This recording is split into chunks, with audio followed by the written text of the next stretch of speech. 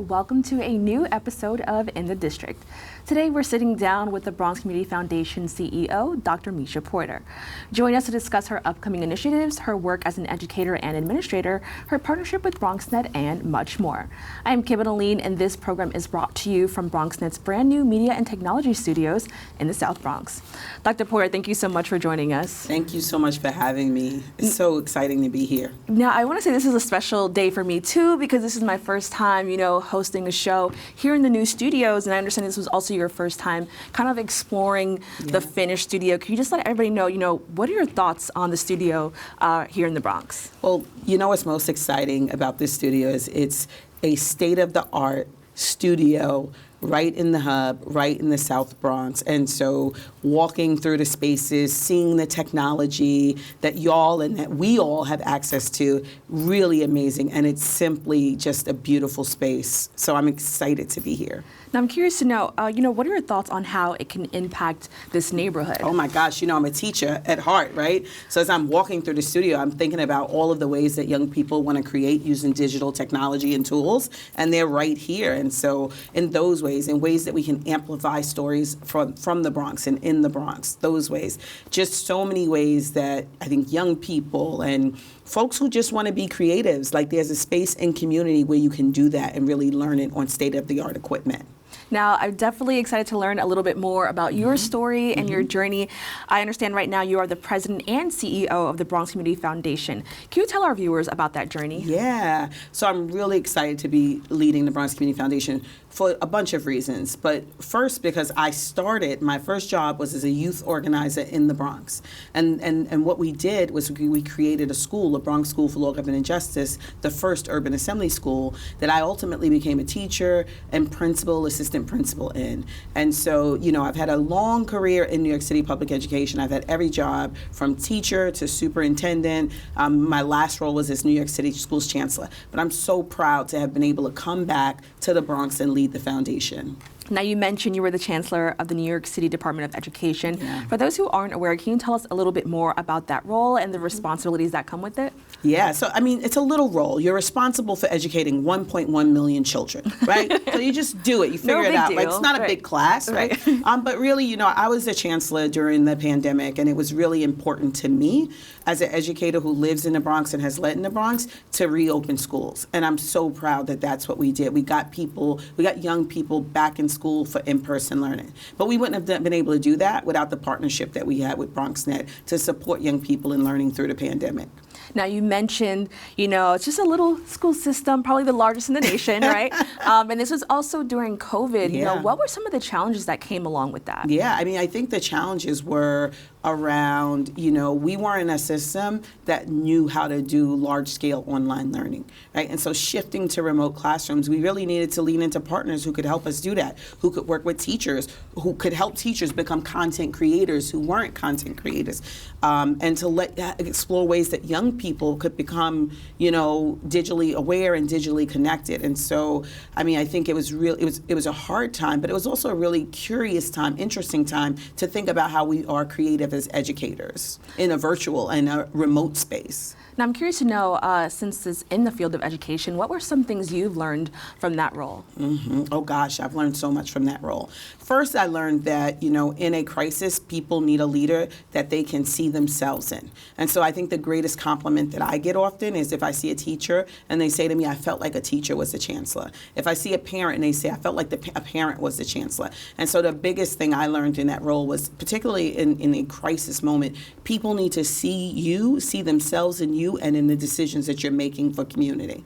Now, how have you used the work that you've done as chancellor to kind of impact the work that you're doing now here in the Bronx? So, yeah, I think my biggest lesson also was, large systems have to go through many layers to solve problems. And so I remember when I was executive superintendent in the Bronx, when the pandemic first hit, and we were giving out devices with the Bronx Community Foundation, not knowing that one day I was going to lead the Bronx Community Foundation. And so what I've learned that from that job to this job is the Bronx Community Foundation has the unique opportunity to solve immediate problems while also thinking about long-term systemic solutions. Where things get stuck in bureaucracy, like we were trying to navigate procurement issues with Apple and Dell to buy laptops, the foundation was able to just go buy laptops and give them out in community. And so we want to be able to always be that person for the Bronx.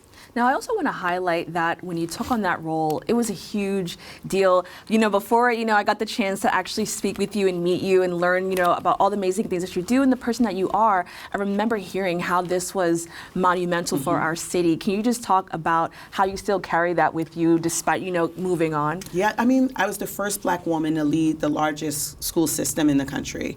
And I knew that was a huge responsibility as well. I knew it was important for me to be an example for women, for girls, but for all folks who need to see that, women can lead. We lead differently. We lead with a heart that was important in that moment.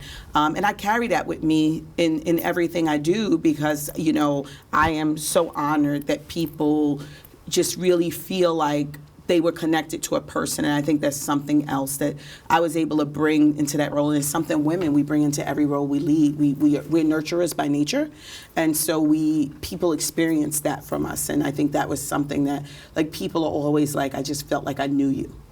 Now, that's amazing, and thank you so much for sharing that. And I'm definitely one of those people. We had the pleasure of speaking before, so it's so amazing to be with you here once again. Now, I understand just throughout seeing some of the work that you've done, you've been a strong advocate for enhancing educational opportunities and learning environments for all people and all students in New York City. Can you tell me a little bit more about that mission and how it's personal to you? Yeah, well, it's personal for me for a lot of reasons. I was born in Far Rockaway, grew up in South Jamaica, and moved to the South Bronx.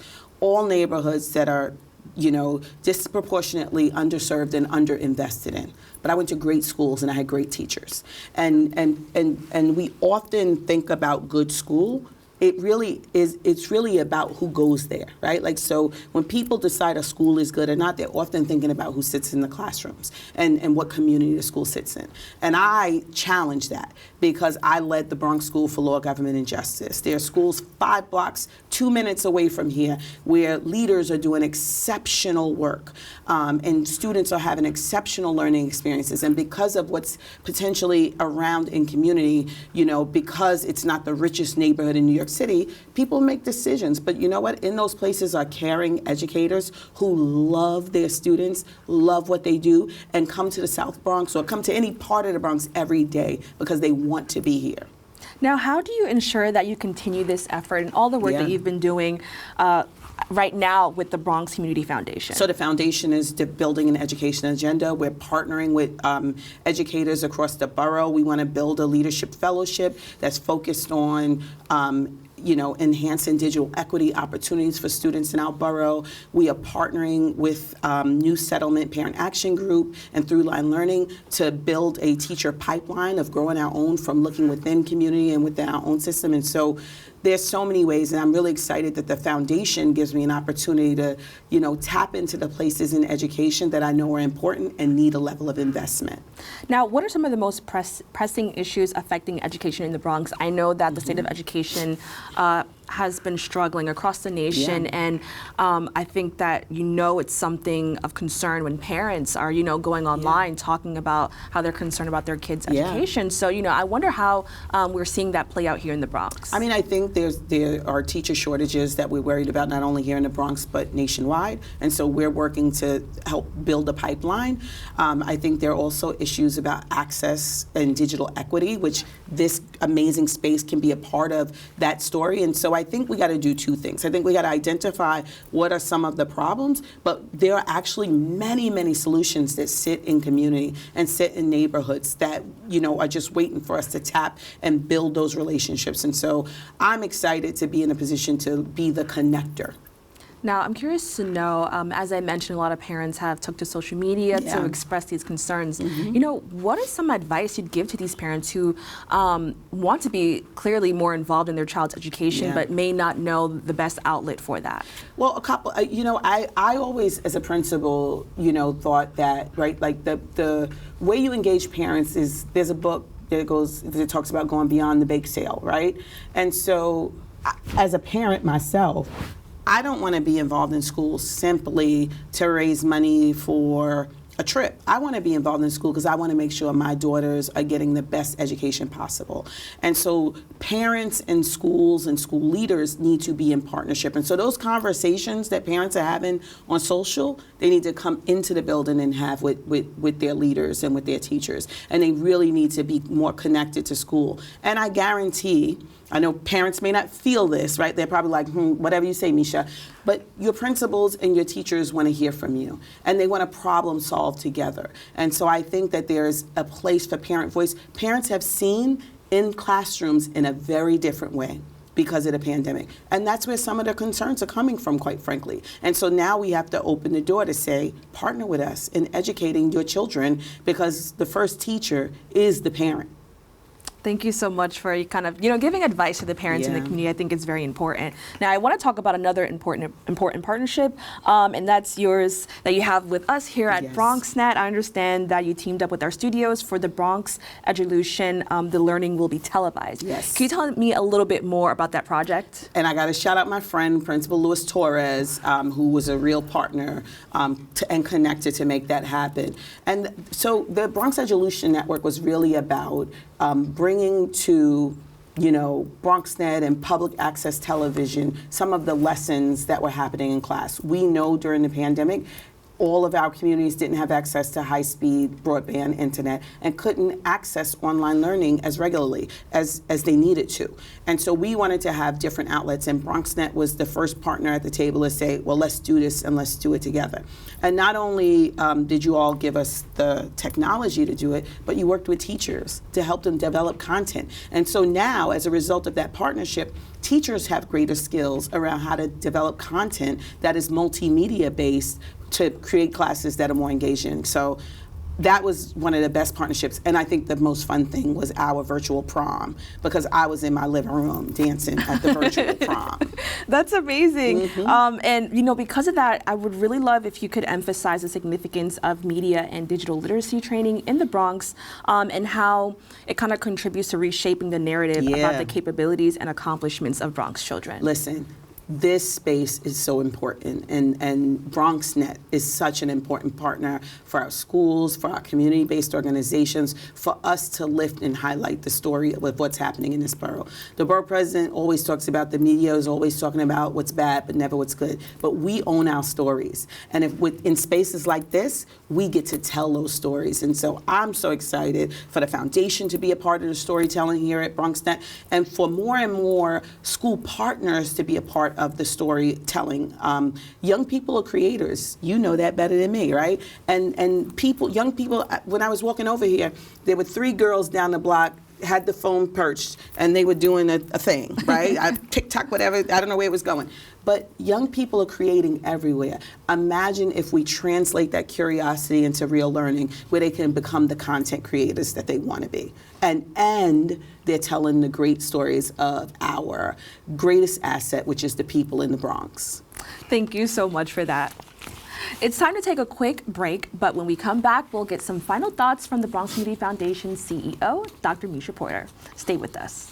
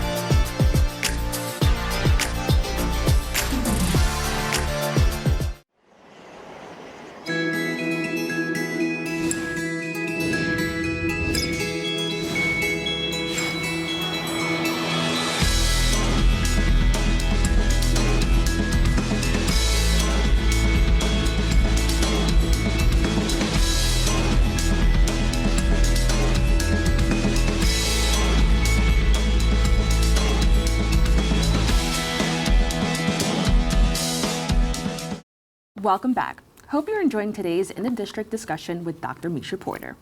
Now, continuing the conversation, can you talk about any initiatives and calls to action that you're currently working on? Yeah, so we have a bunch of stuff going on at the foundation. So first, people should know the foundation is really three things. We're a grant maker, we're a convener, and we engage in strategic program partnerships.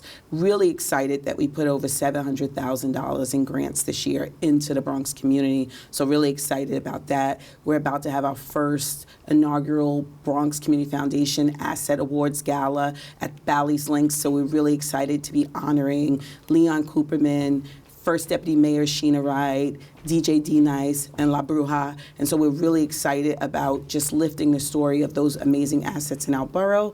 And we will be launching our next open call grant making process in the fall. So good things, good things. That's amazing. Now, we got to learn a little bit about the work that you do, but now I want to learn a little bit more about you. Can you tell us a little bit about your early beginnings and what life was like for little Meisha? Little Meisha was a lot. She was a whole lot. No, I mean, I have 13 brothers and sisters, so I come from a big family. I'm the youngest girl. I have a baby brother, but we've been battling because he is 9 years younger than me, and so I just like to remind him that I'm still a baby girl, right? Like my mom knows it, and there's this battle. And so I come from a really big family. Family is super important to me. And I'm married to my crazy and amazing husband, Norris, and I have 4 girls, one that we made, Jordan, who's a dancer, and then I raised my cousin and my goddaughters, Jaden, Shauna, and Cara, and I have these really 4 different girls who I have had the privilege of raising, which is, you asked me about like school. When I think about school, I think about them. I think about how would these 4 very different young women, how can they all go to one place where they thrive? And that's what school has to be. And that's why schooling is important to me and education's important to me. So I'm just, at home, I'm just Meisha.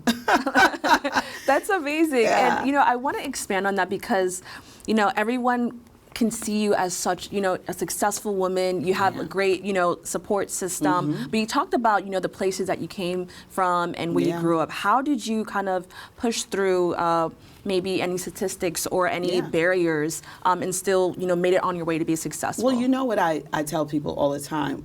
Like, we weren't poor, we just didn't have money.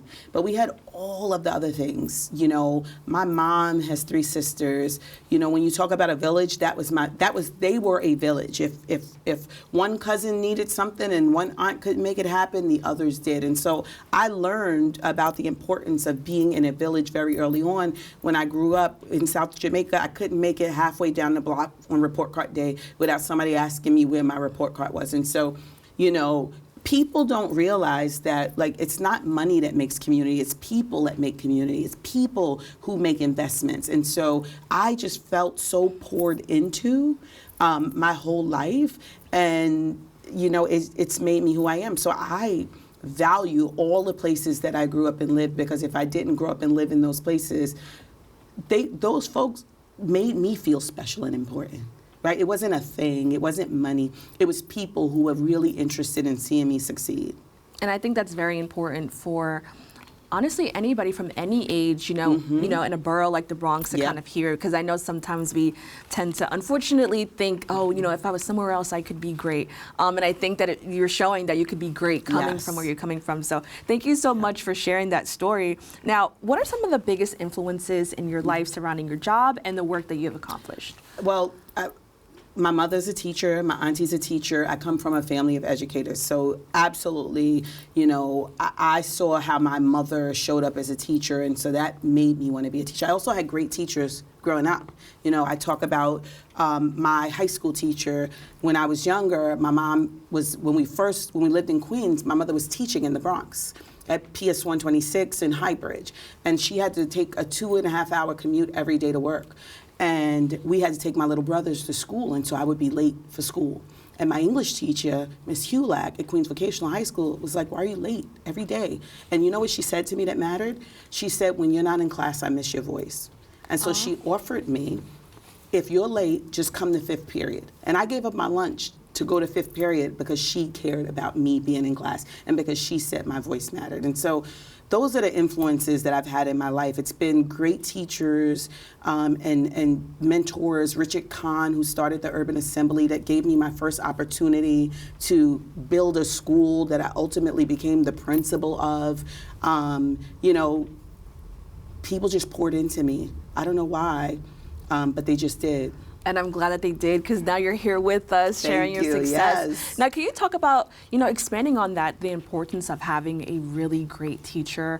Because as we know, so many teachers, sometimes there's a lack of funding, Yep. you know, there's a lack of resources, but they still make it work with what they got. So can you talk about the importance of being that teacher for a child? Absolutely. Well, I'm going to say what the borough president said is the theme for this year in the Bronx, and that's more in 24. So more for our schools, more for our educators, more for our students in 24. But here, the importance of a great teacher goes beyond the facilities and the resources. It really is about the Maya Angelou quote that guides my life. People will forget what you say, people will forget what you do, but they'll never forget the way you made them feel. And you know, I've had that experience where young people have come up to me and said, you did this thing and it made this happen for me. And you forget as an adult. And I bet the adults have poured into my life. I bet Ms. Hulek doesn't even remember that conversation in 10th grade. But I've never forgotten that conversation. And that's the power of a great teacher. That's amazing, and I'm so glad that you were able to share that. As I mentioned, you worked your way up, you know, and accomplished so many things. What is the biggest lesson you've learned when starting your career? The biggest lesson I learned when starting my career was where you start is not necessarily where you land. And the other thing is, you know, because I've had these opportunities to move up in the system, my other greatest lesson is never forget the job you had last, because you're often supervising the thing you did before. And I always thought when I became an assistant principal, what kind of assistant principal would I want as a teacher? When I became a principal, when I became chancellor, I always thought about if I was sitting in the seat of the superintendent who had been supervising, what would I need my leader to be? And if you don't forget that role and that thing that you're supervising, then you lead it and pour into it differently. Now, how has the Bronx helped shape you into the person that you are today? You know what I learned, and I will tell a truth that I've told before. I was scared to move to the Bronx. I moved to the Bronx in 1989. And that was a time when there were just these negative deficit narratives about the Bronx, and I didn't want to come from Queens to the Bronx. But within a year, I had made the best friends who are my friends to this day. I got involved with a youth group called Take Charge Be, somebody that led me here. The school that we created grew out of that. And what I learned was in the Bronx, what people do is we don't wait for anyone to come do the thing, build the thing, or give us the thing. We do it ourselves. And that's what I'm doing at the foundation now, and that's what I've learned from the Bronx. And I love that you said we. You know, that shows that you've really immersed yourself in the community. You're honorary Bronxite. Yes, yes. And I love that you told the truth about it, because that is an unfortunate reality. A lot of people from other boroughs in New York have these thoughts about the Bronx. You know, what are some ways that you think people in the Bronx who have that similar mindset can kind of change their outlook, you know, on the place that they call home? I mean, I think people should get more involved if they're not, right? Like, I think I get to visit nonprofits, startup organizations where people are so full of hope, and they're just like creating and doing these things on their own. And I think that, you know, I don't know if people realize the power that they have in community to change, right? To really change whatever the thing is. If you're worried about housing, guess what? Nos Queramos built housing, right? If you're worried about crime, there are organizations out here that are working to prevent crime, because most of the deficits are really rooted in a lack of access to social needs being met, right? Like hunger. You know, there are organizations feeding people all over this borough every single day. And you can become a part of the solution. POTS, another organization in the Bronx doing great work. And so see yourself in a solution, not just in a problem. And can you also highlight, the way you've been able to connect with people from all walks of life in the borough? Because there are so many different cultures and backgrounds here in the Bronx. I mean, I have had the pleasure, and I think it's something people appreciate about me of being a connector, right? Like, we partner with the Jewish Y. We had a Shabbat dinner with them, a couple of months ago to bring communities together. We partner from City Island to High Bridge to Riverdale. We're one Bronx and everything in between. And so I think it's really important for every person in the borough to feel like a part of uplifting the borough. Each neighborhood, as we lift each neighborhood, we lift our borough. Now, I'm going to have some really fun rapid-fire questions for you. So the first one is your favorite vacation spot. And you can give a little background if you want to, but your favorite vacation spot. Honestly, I just want a beach and a cocktail and some sun and some water and my family. Like, I am not like necessarily like this place. I just like want to have fun. It's the vibe, it's the area. The vibe. Okay. It's a vibe, okay. Yeah. Now, your favorite place to visit in the Bronx? My favorite place to visit in the Bronx is the Bronx School for Law and Justice, because I was the principal there. I still think I'm the principal there. I love going back there. I love going to schools, and any school, they know I'm going to come because I will always miss being around young people. So I love visiting schools and being a part of lifting the story of the great things happening in schools. But I was at Yankee Stadium this morning. That's one of my favorite places because I think that the stadium turns itself into so many things. And, just even our local businesses, right? Like Havana Cafe is one of my favorite restaurants in the Bronx.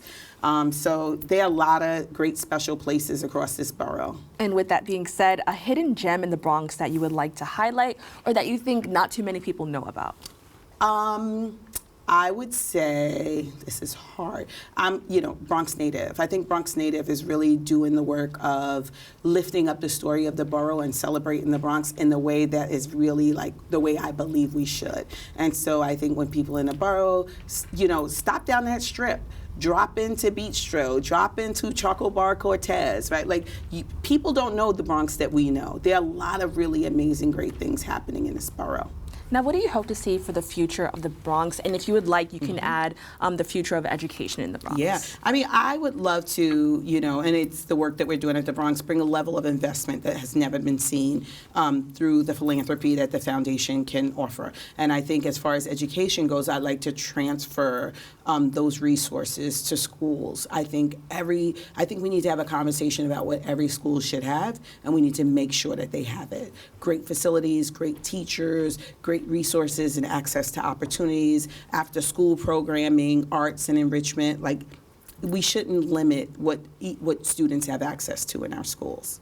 Well, Dr. Porter, I want to thank you so much for joining us. And once again, I'm so glad that I was able to kind of share this moment with you. I always enjoy speaking with you. I love your personality and what you bring to BronxNet. So thank you so much for joining me on this. Thank you. This was fun. Thanks to everyone for watching. And remember, you can always watch this program anytime, anywhere on BronxNet.org and YouTube. While you're there, be sure to follow BronxNet on social media to find out who will be the next community leader we will sit down with on In the District. From BronxNet's Media and Technology Studios in the South Bronx, I'm Kibin Alleyne. Talk soon.